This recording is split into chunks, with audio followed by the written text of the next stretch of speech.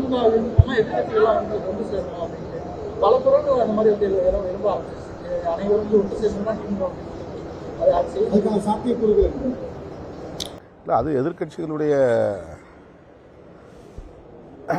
கடமை அல்லது எதிர்கட்சிகளுக்குரிய ஒரு செயல் திட்டம். தமிழ்நாட்டை பொறுத்தவரையில் இந்த நிமிடம் வரையில் திமுக தலைமையிலான கூட்டணி தான் ஒரு கூட்டணி என்கிற வடிவத்தோடு இருக்கிறது. எதிர்க்கட்சிகள் இன்னும் ஒரு கூட்டணி என்கிற வடிவத்தையே எட்டவில்லை. அதிமுகவும் பாஜகவும் நாங்கள் சேர்ந்து தேர்தலை சந்திப்போம் என்று அறிவித்திருக்கிறார்கள். ஆனால் அது தொடருமா என்று தெரியாது. அதே கூட்டணியில் இடம்பெற்றிருந்த பாமக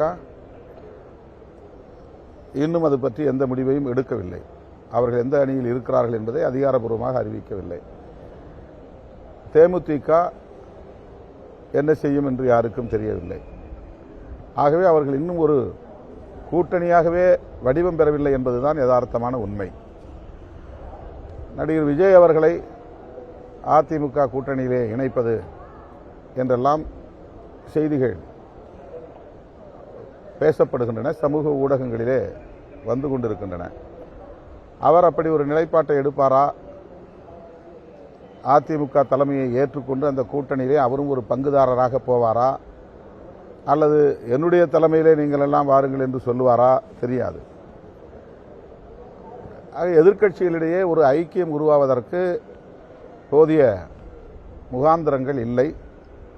இந்த தேர்தலை பொறுத்தவரையில் திமுக கூட்டணிதான் மீண்டும் மக்கள் செல்வாக்கோடு ஆட்சியை கைப்பற்றும் என்று பெரிதும் நம்புகிறேன்.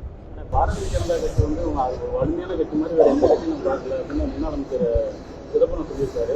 இந்தியா கூட்டணி வந்து வலிமையில்லைன்னு சொல்லியிருக்காரு. யாரு?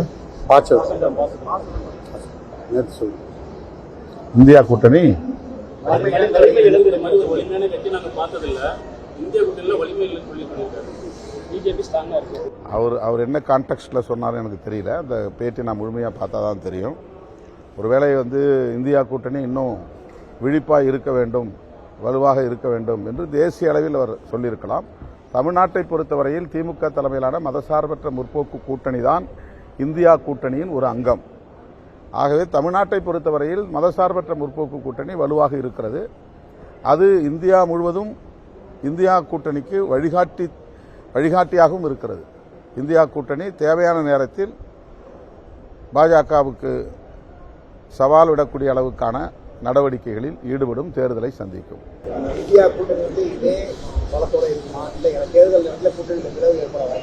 இந்தியா கூட்டணி தேசிய அளவிலான ஒரு கூட்டணி.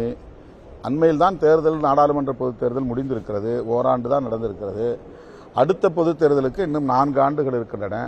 எனவே இந்தியா கூட்டணி என்பது பிரச்சனைகளின் அடிப்படையில் அவ்வப்போது கூடி செயல்பட வேண்டிய ஒரு கூட்டணியாக மட்டும்தான் இருக்கிறது. பாசிச பாஜக அரசின் மக்கள் விரோத நடவடிக்கைகளை எதிர்ப்பதற்காகத்தான் இப்போதைக்கு இந்தியா கூட்டணியின் செயல் திட்டம் தேவைப்படுகிறது. தேர்தலுக்கானது இப்போதைக்கு இல்லை. ஆனால் 26 சட்டமன்ற பொதுத் தேர்தலை நாம் சந்திக்க இருக்கிற சூழலில் இங்கே இருக்கிற இந்தியா கூட்டணியின் அங்கம் மதசார்பற்ற முற்போக்கு கூட்டணி. தமிழ்நாட்டை பொறுத்தவரையில் நாம் வலுவாக இருக்கிறோம். செய்திகளை உடனுக்குடனும் துல்லியமாகவும் தெரிந்து கொள்ள சப்ஸ்கிரைப் பண்ணுங்க.